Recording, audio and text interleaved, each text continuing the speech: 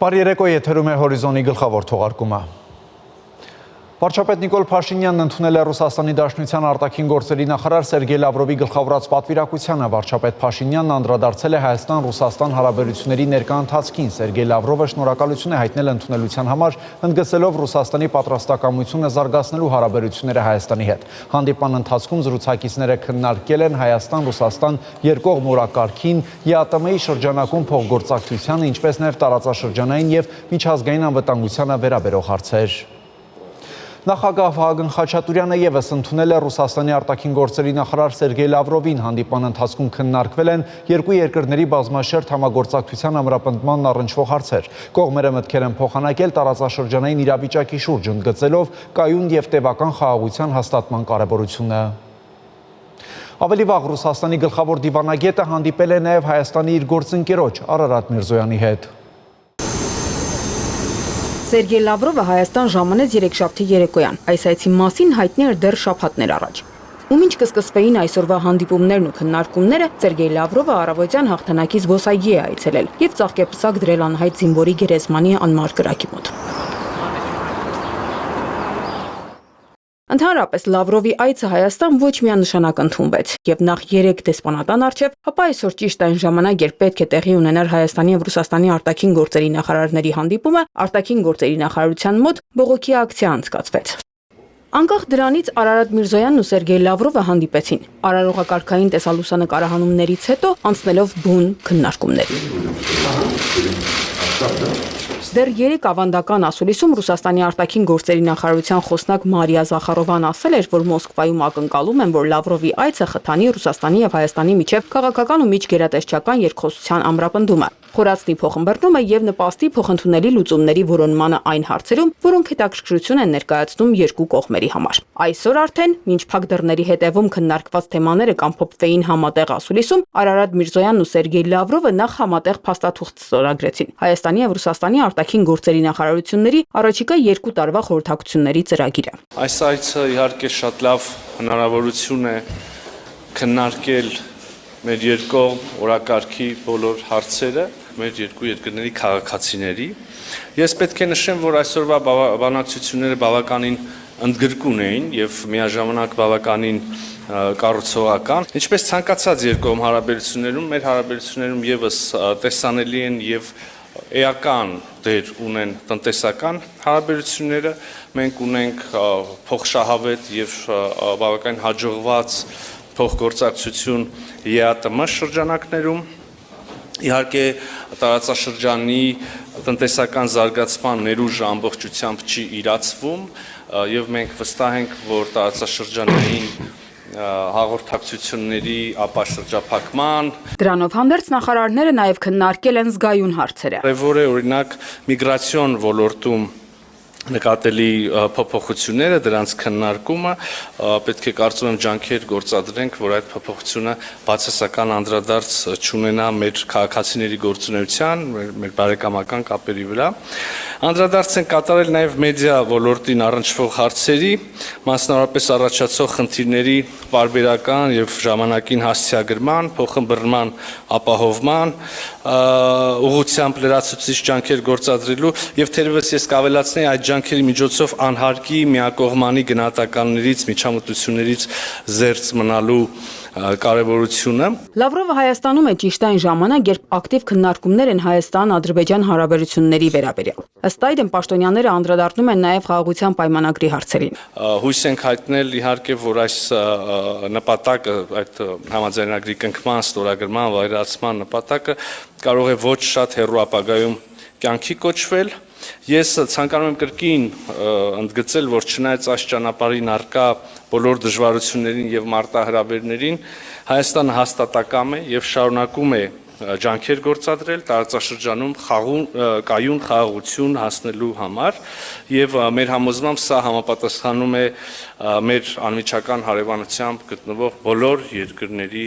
շահերին և հետաքրքրություններին։ Հարավային Կովկասին ու հայ-ադրբեջանական հարաբերությունների կարգավորման թեմաներին անդրադառնալիս Լավրովը նախ հետևյալ ընդգծումն է անում։ Համոզված ենք, որ այստեղ ծագող հարցերը պետք է լուծեն առաջին հերթին այստեղ գտնվող երկրները եւ մերձավոր հարևանները։ Որևէ առումով դեմ չենք, որ տարածաշրջանային պետությունները, ինչեւ նախատեսված է գործող համաշխարհային պրակտիկայում, իրենց հարաբերությունները զարգացնեն այստեղ գտնվող երկրների հետ այն ընկալմամբ, որ նման համագործակցությունն ուղղված չլինի ընդդեմ տարածաշրջանում լարվածության ստեղծման կամ այստեղ գտնվող երկրների արհամարման աշխարհաքաղաքական խաղերի համար, որը որևէ տեղ որևէ լավ բանի չի հանգեցրել։ Ուստի մեր դիրքորոշումը հետևյալն է. բաց ենք համագործակցելու բոլոր նրանց հետ, որոնք պատրաստ են դա անել ազնվորեն, առանց որևէ թաքուն օրակարգերի։ Ու դրա համատեքստում նշում, թե ինչ դերակատարում կարող է ունենալ Ռուսաստանը։ Ռուսաստանը պատրաստակամ է ապագայում եւս աջակցել Երևանին եւ Բաքվին, հասնելու լիարժեք խաղաղության եւ համաձայնության, կնքելով խաղաղության պայմանագիր եւ համակողմանիորեն ապաշրջափակելով տնտեսական ու տրանսպորտային ենթակառուցվածքները, սահմանազատելով ու սահմանագծելով պետական սահմանը։ Այս գործընթացների կուռ հիմքը եռակողմ պայմանավորվածությունների համալիրն է ամենաբարձր մակարդակով՝ Ռուսաստանա-Հայաստանա-ադրբեջանական պայմանավորվածություններով, որոնք ձեռք են բերվել 2020 եւ 2022 թվականներին։ Լավրովն անդրադառնում է նաև Հայաստանի մասնակցությանը ՀԱՊԿ-ում եւ խոսում ռուսական ռազմաբազայի մասին։ Մենք խոսեցինք անվտանգության ոլորտում համագործակցության մասին։ Մենք դաշնակիցներ ենք, այս տարի լրանում է Հայաստանում Ռուսաստանի ռազմաբազայի ստեղծման 30-ամյակը, որը կարևոր բաղադրիչ է երկրի անվտանգության շահերի երաշխավորման համար։ Մենք կողմ ենք մեր զինվորական մարմինների, իրավապահ մարմինների, անվտանգության ծառայության միջև սերտ շփումներին։ Այդ ամենը պետք է հիմնվի այն հարուստ փորձի վրա, որը կուտակվել է նախորդ տարիներին։ Շահագրգռված ենք նաև Հայաստանի ակտիվ մասնակցությամբ ՀԱՊԿ-ին։ Արդյոք Հայաստանը պատրաստվում է վերաֆորմատավորել Ռուսաստանի հետ դաշնակցային հարաբերությունները։ Հնչում է ռուս լրագրողներից մեկի հարցը հասցեագրված Արարատ Միրզոյանին։ Ուզում եմ շատ ուղիղ պատասխանել. ոչ։ Ոչ։ Մեր պարտավորությունները եւ իրավունքները եւ մեր մտադրությունները միմյանց նկատմամբ հստակ գրված են թղթի վրա,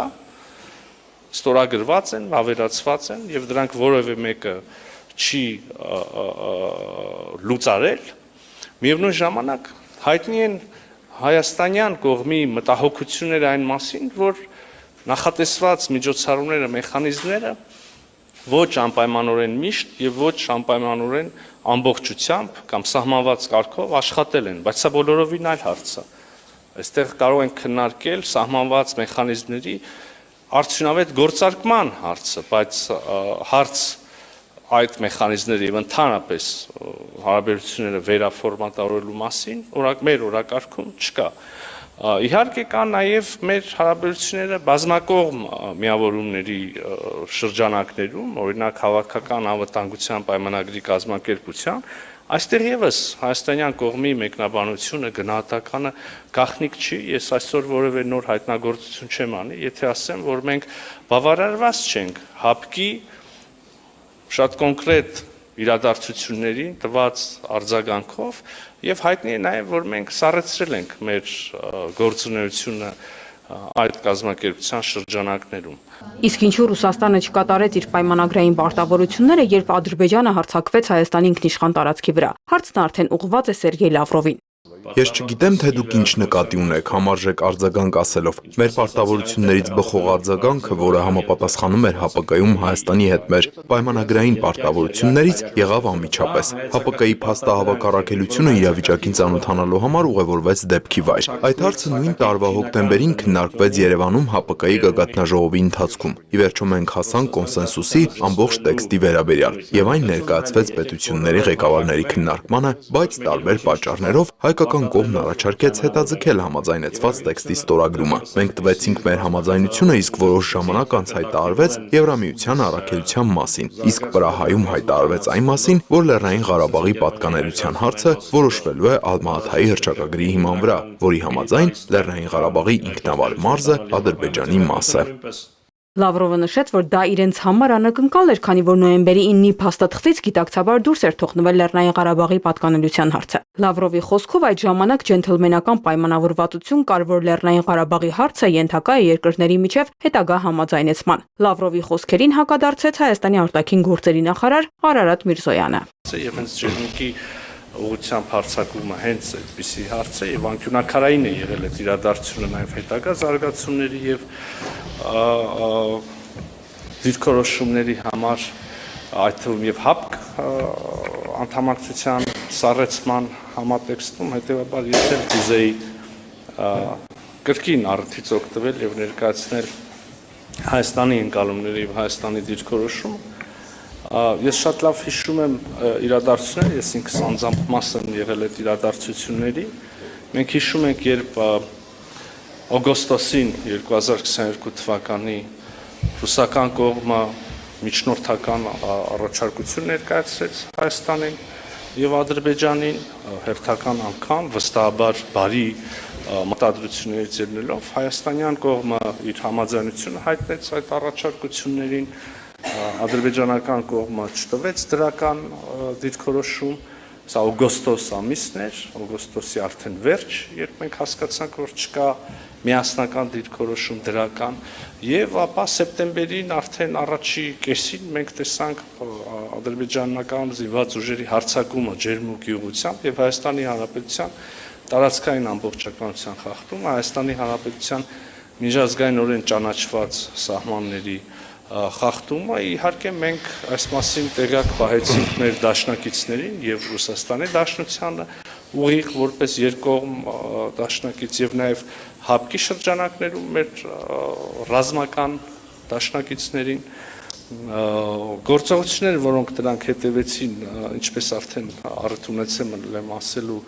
գոհացուցիչ չէին Հայաստանի Հանրապետության համար եւ արդեն հաջորդ ամիս հոկտեմբերին տեղի ունեցավ քառակողմ հանդիպում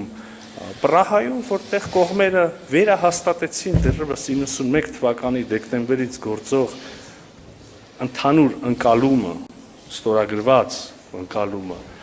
այն մասին, որ Հայաստանը եւ Ադրբեջանը ճանաչում են իրենց տարածքային ամբողջականությունը Ալմա-Աթայի հռչակագրի հիման վրա։ Արտաքին գործերի նախարարությունում Ռուսաստանի արտաքին քաղաքական գերատեսչության ղեկավարը խոսեց նաև տարածաշրջանային 3 գումարած 3 ձևաչափից։ Այն դրական համարելով տարածաշրջանի խաղաղության տեսանկյունից նշեց, թե հաջորդ հանդիպումը հյուրընկալել ցանկացողները Հայաստանն ու Ադրբեջանը կարող են իրար հետ պայմանավորվել։ Քրիստինե Ալագուլյան, Հորիզոն։ Վարչապետ Նիկոլ Փաշինյանն ընդունել է Արևելյան Եվրոպայի եւ Կենտրոնական Ասիայի երկրներում հավատարմագրված Եվրոպական միության դեսպաններին, որոնք այցելել են Հայաստան։ Վարչապետը ողջունել է դեսպանների այցը եւ նման ձևաչափով հանդիպումների անցկացումը։ Քննարկվել են Հայաստան-Եվրամիություն հարաբերությունների փոխգործակցության ու հետագա զարգացման, ինչպես նաեւ ժողովրդավարական բարեփոխումների օրակարգին վերաբերող հարցեր։ Անդրադարձ է կատարվել նաեւ Հայաստանի եւ Ադրբեջանի միջև խաղաղության գործընթացին։ Դեսպանները կարևորել են Հայաստանի կառավարության ջանքերը տարածաշրջանում կայունության եւ խաղաղության ապահովման, ինչպես նաեւ ժողովրդավարական բարեփոխումների հետեւողական առաջմղման ուղղությամբ։ Վարչապետ Նիկոլ Փաշինյանը ընդունել է նաև պաշտոնական այցով Հայաստան ժամանած Իրանի պաշտպանության եւ զինված ուժերի աջակցության նախարար բրիգադի գեներալ Ազիզ Նասիրզադեի գլխավորած պատվիրակությանը։ Ազիզ Նասիրզադեն վարչապետ Փաշինյանին է փոխանցել Իրանի նախագահ Մասուդ Փեզեշքյանի ջերմ ողջույնները եւ նշել, որ Իրանը շահագրգիռ է զարգացնելու բազմակողմ համագործակցությունը Հայաստանի հետ։ Վերջինս եւս մեկ անգամ ընդգծել է Իրանի անվերապահաջակցությունը Հայաստանի ինքնիշխանությանն ու տարածքային ամբողջականությանը։ Զրուցակիցները քննարկել են Հայաստան-Իրան համագործակցության օրակարգին եւ տարածաշրջանային անվտանգության ու կայունության ապահովմանը վերաբերող հարցեր։ Վարչապետ Նիկոլ Փաշինյանի գլխավորությամբ կառավարությունում տեղի է ունեցել խորհրդակցություն, որի ընթացքում քննարկվել է Երևանում համաշխարհային առևտրի կենտրոնի կառուցման ծրագրի ընթացքը։ Ծրագրի նպատակն է Երևանի կենտրոնում ստեղծել միջազգային բարձր դասի բիզնես կենտրոն, որը ներառելու է ժամանակակից գրասենյակային տարածքներ, ստարտափ բիզնես կենտրոններ, առևտրի կետեր, հյուրանոց, կոնֆերանսների սրահներ եւ ցուցասրահներ։ Նշվել է, որ ծրագրի իրականացումը լրացուցիչ խթան կհանդիսանա տնտեսության զարգացման համար։ Վարչապետը կարևորել է ծրագրի իրականացումը եւ հանձնարարել աշխատանքային հանդիպումների միջոցով մանրամասն քննարկել բոլոր հնարավոր հարցերն ու լուծումները։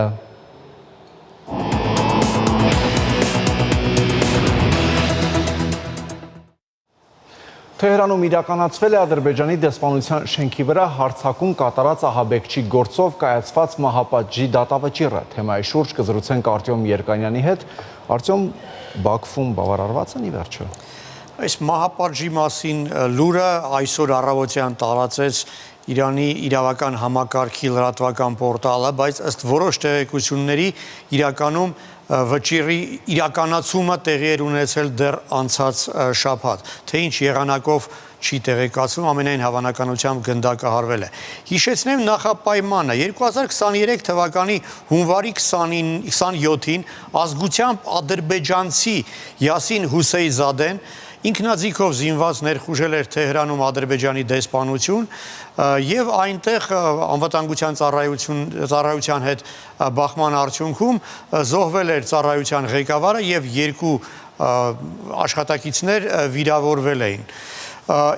Ինքը այդ քաղաքացին, ինչպես ասացի, ազգությամբ ադրբեջանցի, պնդում էր, որ զուտ ընտանեկան պատճառ կար, կինը իրեն լքել էր եւ իրեն ասել էին, որ նա թաքնվում է դեսպանության տարածքում եւ որ իբրև թե ադրբեջանցի դիվանագետներն են իրեն այնտեղ պահում։ Այնուհետ պարզվեց, որ այդ անձը Հուսեյնզադեն հոգեկան խանգարում ունի, տառապում է այդպիսի հիվանդությամբ, շիզոֆրենիա է ժամանակին ունեցել եւ իրեն տեղափոխել էին հոգեբուժարան։ Թեև կարծես այսպես ադրբեջանական ներքին գործ էր, հա, եւ տուժողը ադրբեջանցի եւ հարցակվողը ադրբեջանցի, հակառակ դրան Բաքվի իշխանությունները ամեն ինչ արեցին այս առաջին հայացքից կենցաղային պատմությանը քաղաքական աստար տալու համար եւ Թեհրանի վրա ճնշում գործադրելու լծակներ ստեղծելու համար։ Այսինքն դա որպես պատրվակ օգտագործվեց Թեհրանի հետ դիվանագիտական հարաբերությունները խզելու համար։ Ալիևը հանձնարարեց, որ դեսպանության ողջ աշխատակիցները էվակուացվեն, տեղափոխվեն Ադրբեջան եւ ըստ էության դեսպանությունը դադարեց իր աշխատանքը։ Բաքուն սկսեց նախապայմաններ առաջ քաշել Թեհրանի դիմաց, Թեհրանի առջև հյուպատոսություն դեսպանությունը բացելու համար։ Հիշեցնեմ, սա հենց այն շրջանն էր, երբ Իրանի իշխանությունները շատ հստակ էին ձևավորել իրենց մոտեցումը Սյունիքի հանդեպ Ադրբեջանի նկարտումների վերաբերյալ։ Դա էր պատճառը, որ Ադրբեջանը այլ պատրվակներ էր փնտրում Իրանի հետ հարաբերությունները խզելու համար։ Դե իսկ հրապարակային ձևով առաջ քաշվող միակ նախապայմանը այդ ահաբեկչին մահապատժի ենթարկելն էր։ Ստացվում է, որ Թեհրանն ամբողջությամբ զիջել է կատարելով Բաքվի պայմանները։ Իրանի իշխանությունները բնական է շահագրգռված էին վերականգնել բարեդրացիական հարաբերությունները Ադրբեջանի հետ, սակայն թույլ չէին տալիս իրենց հետ այսպես վերջնագրերի լեզվով խոսել։ Ըստ որոշ տեղեկությունների մամուլ թափանցած Իրանի գլխավոր դատախազի տեղակալը Բաքու կատարած այցի ժամանակ առաջարկել էր, որ ադրբեջանցիները չպահանջեն, չպնդեն մահապատժի վճիռը, դրա փոխարեն համաձայնվեն, որպեսզի այդ քաղաքացին դատապարտվի ցմահ ազատազրկման, հաշվի առնելով, որ հոգեկան խանգարում ունեցող մարդ է։ Իսկ դրա դիմաց Իրանի իշխանությունները կվճարեն մեծ հատուցում զոհվածի ընտանիքի անդամներին։ Հակառակ դրան ծնողները զոհվածի պահանջել էին արյան դիմաց արյուն։ Ի վերջո երկար տևած բանակցություններից հետո Ադրբեջանի արտգործնախարարությունը համաձայնվեց վերսկսել դիվանագիտական ներկայացությունների գործունեությունը, իսկ դրանից հետո շաբաթներ անց դատարանը վճիռ կայացրեց այդ քաղաքացուն Հուսեյնզադեին մահապատժի ենթարկելու մասին, բայց վճիռը ի կատար չէր ածվում շատ երկար ժամանակ։ Ադրբեջանական մամուլը գրում էր, որ դրան խանգարում էր Իրանի Իսլամական հեղափոխության պահապանների կորպուսը։ Իսկ նաև ռեպորտ ադրբեջանական պարբերականի տեղեկությունների համաձայն Ադրբեջանի արտգործնախարարությունը հստակ հայտարարել էր, որ եթե մոտակա շաբաթների ընթացքում Հուսեյնզադեն չգնդակահարվի, Ադրբեջանի դեսպանը ետ է կանչվելու։ Այդ մասին նաև անուղղակիորեն ակնարկեց ինքը Իլհամ Ալիևը, երբ Փեզեշքյանի այցից առաջ միջազգային մի կոնֆերանսի ժամանակ հայտարարել էր, որ Իրանի հետ հարաբերությունները վերջնականապես չեն բարելավի այդքան ժամանակ, քանի դեռ չի պատժվել ահաբեկիչը։ Արտեմ, իսկ մահապատժից հետո ինչ-որ բան կփոխվի Թեհրանի ու Բաքվի միջև հարաբերություններում եւ առհասարակ տարածաշրջանային գործընթացներում։ Իհարկե դա ասպես Իրանի կողմից կարևոր ազդակ է Ադրբեջանին ուղղված, հարաբերությունները Թեհրանի եւ Բաքվի միջև իսկապես փոխվում են եւ հավանաբար այդ քայլից հետո կիրականացվի հարաբերությունների վերջնական ռեստարտը, որին այդքան վաղուց սպասում էին Ադրբեջանում։ Եվ պատահական չէ, որ 3 օր առաջ Ադրբեջանում ընդ որում հարավային Արցախի տարածքում, Իրանի հետ սահմանամերձ հատվածում սկսվեցին իրանա-ադրբեջանական զորավարժությունները։ Ըստ որոշ տեղեկությունների զորավարժությունները սկսվեցին միայն մեկ օր այն բանից հետո, երբ մահապատժի վճիռը ի կատարածվեց, ինչպես ասացի, ըստ որոշ տեղեկությունների անցած շաբաթ էին դեռ գնդակահարել նրան։ Դե Իրանում ամեն ինչ արեցին, որպեսզի Երևանում շատ բացասական տպավորություն չլինի այդ ամենին եւ վստահ եմ, որ դա էր պատճառը, որ հենց այսօր, այսինքն այն օրը, երբ հրապարակվեց մահապատժի մասին վճռի լուրը, Երևանում է Իրանի պաշտպանության նախարարը, որը բավական այսպես ուշագրավ հայտարարություններով հանդես եկավ, ընդգծելով, որ Թեհրանը թույլ չի տա, որ ոչ մի երկիր ինչ-որ հավակնություններ ներկայացնի իր հարևանի սուվերեն տարածքի նկատմամբ։ Ամեն դեպքում մենք պետք է պատրաստ լինենք դրան, որ Թեհրանի եւ Բաքվի միջև հարաբերությունները այսպես որոշ ջերմացում տեղի կունենա այդ հարաբերություններում եւ Ադրբեջանը կշարունակի աճել Իրանի աչքերում եւ նաեւ եւ տնտեսական եւ ռազմական եւ քաղաքական եւ էներգետիկ ոլորտներում Իրանի եւ Ադրբեջանի միջև հարաբերությունները շարունակելու են զարգանալ։ Շնորհակալություն Արծուն։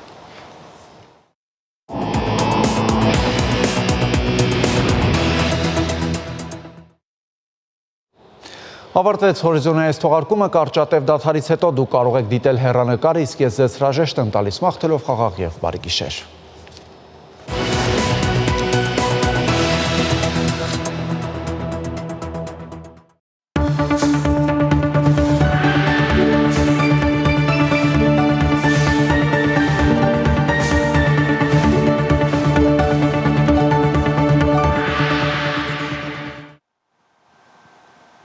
Դուք դիտում եք հեռանկարը։ Ինչ ուղերձներ հնչեցրեց Հայաստանում գտնվող Ռուսաստանի արտաքին գործերի նախարարը եւ ինչ ենթատեքստեր ունեն այդ հայտարարությունները։ Այս եւ այլ հարցերի շուրջ զրուցելու ենք դիվանագետ, իրավագետ Վաներ Հարությունյանի հետ։ Պարոն Հարությունյանի հետ զրույցը լինելու է հեռավար, քանի որ նա գտնվում է Ֆրանսիայում։ Պարոն Հարությունյան, շնորհակալություն մեր հարցերին պատասխանելու պատրաստակամության համար։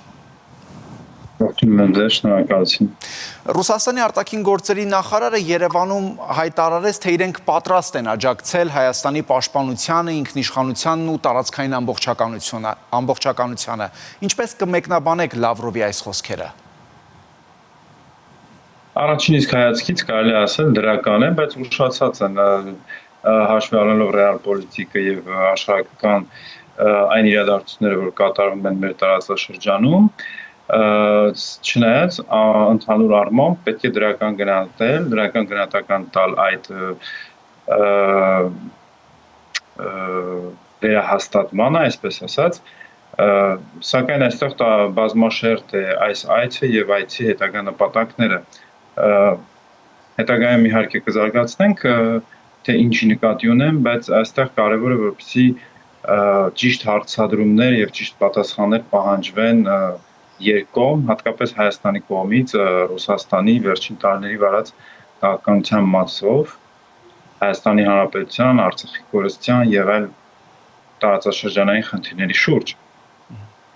Իսկ ընդհանուր առմամբ ինչ կարևորություն եւ նշանակություն կարող է ունենալ Սերգեյ Լավրովի այս այցը։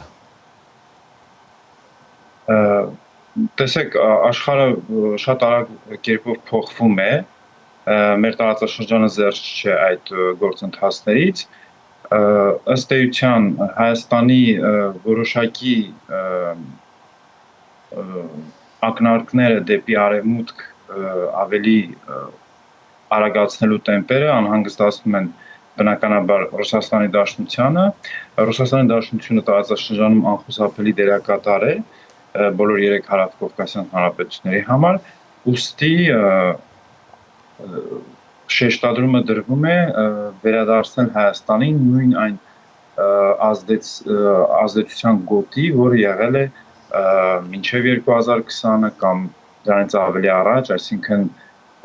շոյելով, ասելով, որ այո, այսպես ՀԱՊԿ, ԵԱՏՄ, տարածքային ամբողջականություն, ռազմական բազայի 31-ի մասին է խոսում Լավրովը, հատուկ ընդգծում է պաշտպանության ոլորտը, դա բնականաբար փորձ է Հայաստանին բերել մինչ կարելի ասել ճգնաժամային, որտեղ ճգնաժամ եղավ 2020-ից ի վեր Հայաստան-Ռուսաստան եղբայրական հարաբերությունների մեջ, հայկական ասած, ուստի հիմա Ռուսաստանը փորձում է Վրաստան, Հայաստան, այսինքն Կովկասը ավելի ուշադրության կենտրոնում դարձնել եւ Կովկասը դարձնել ռուսական ազդեցության ամբողջական գոտի։ Տեսեք, բայց Հայաստանի տարածքային ամբողջականությունն արդեն իսկ խախտված է, այսինքն Հայաստանից Ադրբեջանն ունի օկուպացրած տարածքներ եւ ինչից էլ հենց ըստ էության այսպես է ճգնաժամն ավելացավ եւ լարվեց գագաթնակետին հասավ օրինակ հենց Ջերմուկի դեպքերի հետ կապված եւ այսօր էլ Լավրովը անդրադառնալով Ջերմուկի դեպքերին ասաց թե Ջերմուկի դեպքերի ժամանակ իրենք դաշնակցային պարտավորություններին բնորոշ արձագանք են դրսևորել։ Ինչպես եք մեկնաբանում այս հայտարարությունը։ Տեսեք, դաշնակցին բնորոշ գործողությունները դա ՀԱՊԿ պայմանագրով անդամ պետության, այստեղ Արցախի մասին չի խոսք, այլ սուվերեն ինքնիշխան Հայաստանի Հանրապետության սահմանների տարածքային ամբողջականության մասին է, ըստ էության հայտարարություններից այն կողմ ոչ մի բան չի արվել որևէ մեկի կողմից, ՀԱՊԿ անդամ պետություններից որևէ մեկի, այդ թվում Ռուսաստանի կողմից միգուցե Ռուսաստանի Դաշնությունը նաև հակափաստարկ ներկայացնում է նա, որ ռուս-ուկրաինական պատերազմի դեպքում ՀԱՊԿ մնացած անդամները իր հետ չեն, բայց այստեղ նաև տարբեր իրերի դասավորվածություն է, այսինքն իր վրա չեն հարձակվել, այլ ինքն է պատերազմը սկսել։ Ուստի այստեղ հայտարարություն կատարել ու զուտ հայտարարություններով սնել երկկողմ հարաբերությունները, ասել թե արդեն ամեն ինչ լավ է եւ բերեք առաջ գնանք, դա ըստ էության, եթե քաղաքական շրջանակների կողմից ինչ որ դիվանագիտության մեջ կարող է հանդուրժվել, սակայն հասարակության մեծ զանգվածի կողմից բնականաբար դա չի մարսվում եւ դա հիմնավորված, այսինքն պահանջ է նաեւ հայ հասարակությունը պետք է հասկանա, եթե դաշնակից է, իրական դաշնակիցն է, ապա ինչու Արցախի հարցը այդպես լուծվեց, ինչու Արցախը կորցրեցինք եւ այլ բավականին ավելի խորը հարցեր են լինում ու հիմա նորից հայտարարություններով հանգստացնել հասարակությանը կարծում եմ, որ արդյունավետ միջոց չէ։ Լավրովի այս հայտարարությունը, թե պատրաստ են աջակցել Հայաստանի պաշտպանությանը, ինքնիշխանության ու տարածքային ամբողջականությանը, արդյոք նշանակում է, որ նրանց մոտեցումներում ինչ-որ բան փոխվել է եւ Ռուսաստանը ի վիճակի է այնպես անել, որ Հայաստանին վերադարձվեն այդ օկուպացված տարածքները, այսինքն ադրբեջանցիները դուրս գան այդ տարածքներից։ Գիտեք, Ռուսաստանի պես երկիրը իր քաղաքականությունը բնականաբար հարմարեցնելու է իր շահերին։ Եթե ինչ-որ առաջին հերթին այդտեղ տարածքների վերադարձի մասին կամ առաջնահերթ խնդիր չի դրվի հենց ռուսական կողմից իր համար, իր շահերի շրջանակներում, այլև կդրվի տարածաշրջանում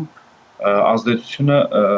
մեծացնելու հնարավոր միջոցներ ձեռնարկել։ Իսկ հնարավոր միջոցները տարածաշրջանում շատ լավ տեսնում ենք արդեն մի քանի տասնամյակներ դա չլուծված կոնֆլիկտներն են։ Ուստի դա նաև կարող է միջամտությունը կամ այսպես ասած հավաստիացումը տանել մի այլ տեսակի, մի այլ որակի ավելի խորը բախման Հարավ-Կովկասում Հայաստան-Ադրբեջան հարաբերություններում։ Ուստի միանշանակ ասել, որ միջնորդությունը այդ հարցում ռուսական կողմի եւ միայն բացառապես ռուսական կողմի որևէ մեկը չի կարող երաշխիք տալ, որ դա սակվի հաջողությամբ կողմերի համար։ Այսինքն Ռուսաստանը ստացվում է, որ հիմա ավելի շատ շահագրգռված է, որ այդ կոնֆլիկտը չմարի, քան մարի, այսինքն շահագրգռված չէ, որ հայ-ադրբեջանական այսպես խաղաղության պայմանագիրը ի վերջո ստորագրվի եւ Ադրբեջանն էլ այդ սահմանագծման արդյունքում դուրս գա այդ օկուպացրած տարածքներից։ Ճիշտ ասած այդ հարցը, եթե տայիք Լավրովին կպատասխաներ, որ այո, իհարկե շահագրգռված է Ռուսաստանը։ Հուսանք, որ շահագրգռված է, բայց արդյոք բոլոր միջոցները ձեռնարկվել են անկեղծորեն Հայաստանի հանդեպ առաջին հերթին եւ հետագայում նաեւ ճնշումների առումով Ադրբեջանի հանդեպ, որպեսզի չհասնենք այս իրավիճակին։ Կարծում եմ, որ ոչ։ Եվ եթե հետ հայացք նայենք հետ խորհրդային տարածքներում, կլինի դա Հարավային Կովկասում, թե այլ հանրապետություններում միշտ խնդիրներ կան, որոնք կոնֆլիկտներ կան, որոնք կամ ձև է տրված, որ լուծվել են, կամ սառեցված է, երբ որ պետք է լինում, դրանք թեժանում են։ Ուստի չեմ կարծում, որ քաղաքականության այդ վերաբերմունքը փոխված է։ Ուստի ինչ-որ պահի կգա ինչ-որ մի խնդիր, որը նույնպես կբերի էլի կողմերին հակամարտության։ Իսկ տվյալ դեպքում խաղաղության պայմանագիրը ստորագրելը ճիշտ բան է այնքանով, ելնելով այն սկզբունքից, որ հավասարը հավասարի հետ ստորագրեն միջազգային պարտավորեցնող պայմանագիր, ոչ թե զիջումների եւ դոմինանտության միջև լինի դա։ Նաեւ չպետք է բացառենք, որ կարող է որոշակի Ադրբեջանի, այսինքն ոչ թե որոշակի, Ադրբեջանի ճնշումները նաեւ կարող են անուղղակի ձևով արտահայտվել Ռուսաստանի կողմից, որովհետեւ Հայաստանը ստորագրի այդ խաղաղության պայմանագիրը։ Դա իհարկե ենթադրություն է, որը հեռու չէ իրականությունից։ Ուստի ռուսական ներգրավվածությունը ամեն մի հարավկովկասյան կոնֆլիկտում դա նաև տանում է դեպի երկարատև չլուծման կամ այսպես ասած սառեցված եւ միշտ կայուն սառեցված կամ արկա խնդրի։ Այդ համատեքստում Ալիևը նորից հայտարարել է, թե քանի դեռ տեղի չի ունեցել արևմտյան, այսպես կոչված ադրբեջանցիների վերադարձը, հարցը չի վերանա Ադրբեջանի օրակարգից։ Սա հենց ձեր այդ ասած հայ-ադրբեջանական խնդիրը չի տանում հարատևության։ Իհարկե, եւ Ադրբեջանի նախագահի ախորժակը դրանով երբեք չի բավարարվի, ենթադրություն անելով, եթե ինչ որ տեղահանվածների փոխանակում եւ այլն, բայց այստեղ հավասարի հետ չի կատարվում այդ ամենը, քանի որ նույն հաջողությամբ Հայաստանի Ադրբեջանի ԽՍՀՄ բազմաթիվ ցակումով հայ քաղաքացիներ լքել են Ադրբեջանում իրենց տարածքները եւ նաեւ Արցախի բնակչությունը տեղահանված եւ այլն եւ այլն։ Ուստի այդպիսի ելակետային բանակցություններ անել այդպիսի դիրքից արդեն դա ինչպես քիչ առաջ ասեցի, անհավասար պայմաններում բանակցություն է ու ավելավ է այդ բանակցությունները, չգիտեմ, այլ հարթակով, այլ միջնորդների միջոցով կատարվի ավելի միջազգային խորը ներգրավվածությամբ, քան թե տարածաշրջանային որոշ դերակատարների միայնակ ներկայությամբ։ Դա է նաև վտանգներից մեկը, որ Հայաստանի նկատմամբ կարող են ավելի ուժեղանալ ճնշումները։ Այդ թվում նաև Ռուսաստան-Ադրբեջան համատեղ շահերից ելնելով խաչվելը այդ շահերի, որի տուժող կլինի Հայաստանը։ Ուստի հայկական դիվանագիտությունը բավականին զգուշ եւ մի քանի անգամ պետք է, ինչպես ասել, ավելի բարձր զգուշավորություն ցույց տա ռուս-հայկական հարաբերություններում։ Իհարկե դա չի նշանակում, որ Ռուսաստանի հետ հարաբերությունները պետք է վատանան կամ պետք է արհամարեն։ Ընդհակառակը Ռուսաստանի հետ պետք է երկխոսությունը ավելի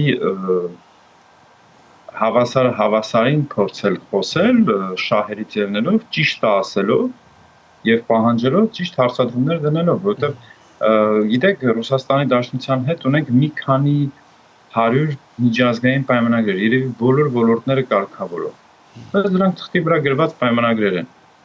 հիմնական։ Այսինքն, եթե իրականում բոլոր երկու կողմերից էլ կատարվեր այդ պայմանագրերը, հիմա չենք ունենա այն վիճակը նաև։ Պարոն Հարությունյան, ձեր ասած այդ զգուշավորությամբ է նաև պայմանավորված, որ այսօր Սերգեյ Լավրովի հետ հայտարարությունների ժամին Արարատ Միրզոյանը հայտարարեց, թե չեն դիմել Եվրամիությանը անդամակցության հարցով եւ չկա բանակցություն նաև այդ ուղղությամբ եւ Ռուսաստանի հետ հարաբերություններն էլ նպատակ ունեն դնել դրական ուղու վրա։ Դա ճիշտ հայտարարություններ նախարարի կողմից, դիվանագետ լինելով ճիշտ իրերը տեղին պահին հաշվի առնելով թե ում հետ է նաև հանդիպումը, իհարկե Ռուսաստանը ունի իր կարծիքը եւ ենթադրությունները եւ փաստերը, սակայն ճիշտ է որ Հայաստանը պաշտոնապես Եվրամիության թեկնածություն չի ներկայացրել, Հայաստանի օրենսդիրը արտահայտել է այդ ժողովրդի կամքը, այսպես ասած, եվրոպական ինտեգրման ճանապարհը որպես այլընտրանք, դա պետք չէ նաև նսեմացնել այդ ցանկությունը, այդ կատարած քայլը, ուստի սա կարելի է շատ լավ օգտագործել ռուս-հայկական հարաբերություններում, նաև ռուսներին ասելով, որ մենք այլընտրանք ունենք դեպի Եվրոպա։ Իհարկե, այլընտրանքի առումով մենակ մեր ցանկությունը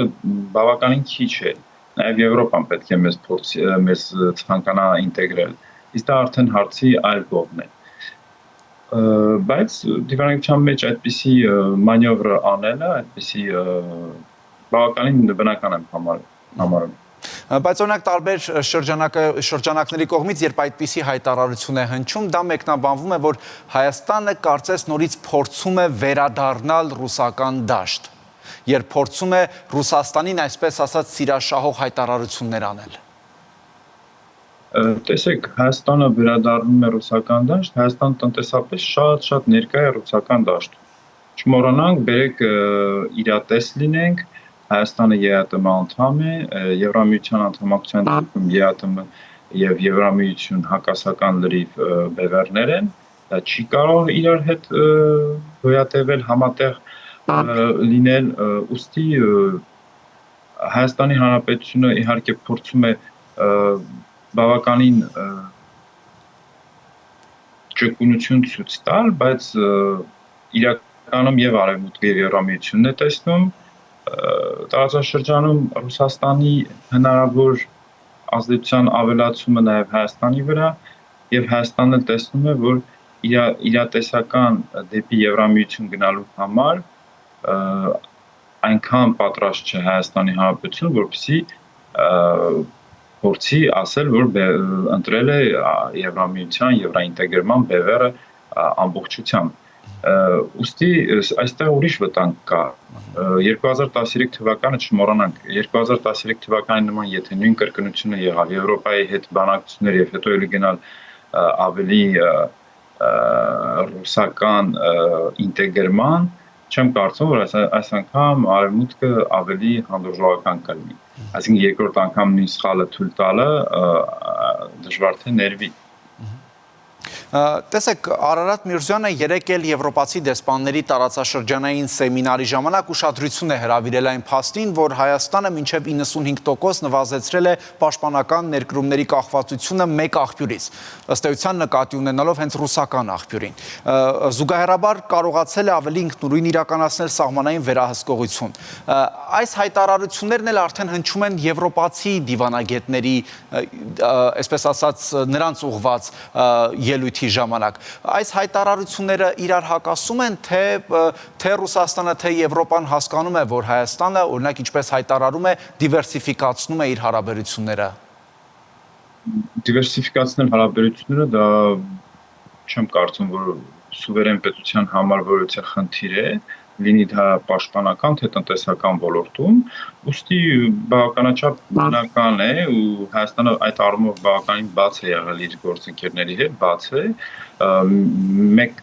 կախվածությունը մեկ աղբյուրից չունենալու համար, որը նոր երևույթ է մեր երկրում, ուստի ներկայումս այդ վարվելակերպը ճիշտ է նաև հավասարակշռություն մտցնելով պաշտպանական ոլորտում, նաև դա ազդում է դիվանագիտական և տնտեսական հարաբերությունների վրա այն իմաստով, որ ճակերտավոր ասած մրցակցություն է ստեղծում դաշնակից կամ ոչ դաշնակից բարեկամ երկրների միջև, թե ով կարող է ավելի լավ աղբյուր հանդիսանալ այդ կարևոր ոլորտին, ինչպիսին է պաշտպանականը։ Ու այդտեղ նաև ուղղակիորեն ցույց է տրվում Ռուսաստանին, որ միակը ռուսական շուկան չէ, Ռուսաստանից չենք կարող միշտ կախված լինել միայն մեկ աղբյուրից։ Ինձ թվում է Ռուսաստանը հաշտվել է այդ մտքի հետ։ Շնորհակալություն։ Խնդրեմ։ Հեռանկարում դիվանագետ, իրավագետ Վաներ Հարությունյանն էր։